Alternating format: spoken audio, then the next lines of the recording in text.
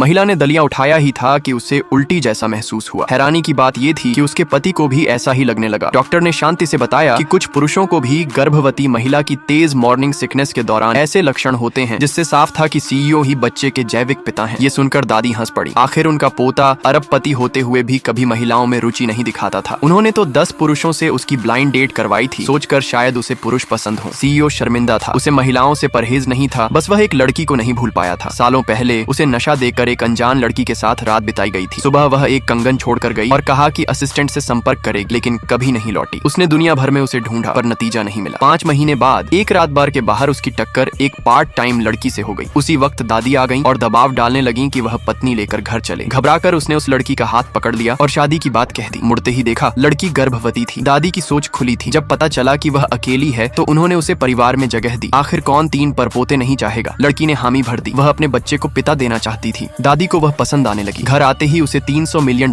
का पारिवारिक कंगन मिला। शादी अचानक हुई थी। भावनात्मक जुड़ाव नहीं था, लेकिन सीईओ को कुछ महसूस होने लगा। लड़की की खुशबू जानी पहचानी लग रही थी। दादी ने देखभाल शुरू की, डॉक्टर रखा, पोषक खाना बनवाया। लड़की भावुक हो गई। बचपन में माता पिता खो चुकी थी। मामा के घर एटीएम जैसी जिंदगी जी थी। अब उसे पहली बार अपनापन मिला। उसे फिर से उल्टी जैसा महसूस हुआ और सीईओ भी उसके पीछे बाथरूम चला गया। डॉक्टर ने इसे सहानुभूति लक्षण कहा। एनी ने कहा, इससे साबित होता है कि सीईओ का बच्चे से गहरा जुड़ाव है। लेकिन लड़की को यकीन नहीं हुआ। उसे लगा यह बोरियत का असर है। उसने खुद को व्यस्त रखने के लिए नौकरी मांगी। सीईओ ने उसे कंपनी में काम पर रख लिया। उसने कहा उसकी पहचान गुप्त रखी जाए, वह कोई विशेष सुविधा नहीं चाहती। असिस्टेंट ने उसे सीईओ के पास बैठा दिया। इससे चालबाज महिला को कोने की सीट मिली। वह नाराज हो गई। सीईओ के करीब आने की उसकी योजना टूट गई थी। लंच पर उसने बदला लिया। उसने सबके सामने लड़की के खाने में गंदा पानी डाल दिया और शादी से पहले गर्भवती होने पर ताना मारा। कहा कि वह कंपनी में रहने लायक नहीं है। उसने लड़की से मुआवजा मांगा। लड़की को तनख्वाह भी नहीं मिली थी। अब पैसे भी देने पड़ रहे थे। वह चुपचाप जाने लगी, लेकिन महिला ने रास्ता रोक लिया। उसी वक्त सीईओ अपनी दादी को लेने पहुंचा। दादी को कंपनी का खाना पसंद नहीं था। वे खुद खाना लेकर आई थी। महिला ने देखा कि लड़की पैसे नहीं दे रही और बैग की तलाशी करवाई। एक पुरुष सहकर्मी ने उसके बैग से कंगन निकाला, वही जो सीईओ ने उस रात लड़की को दिया था। महिला ने उस पर चोरी का आरोप लगाया और पुलिस बुलाने को कहा। धक्का मुक्की में कंगन टूट गया। मोती जमीन पर बिखर गए। सन्नाटा छा गया। उसी वक्त सीईओ अपनी दादी के साथ वहां पहुंचा।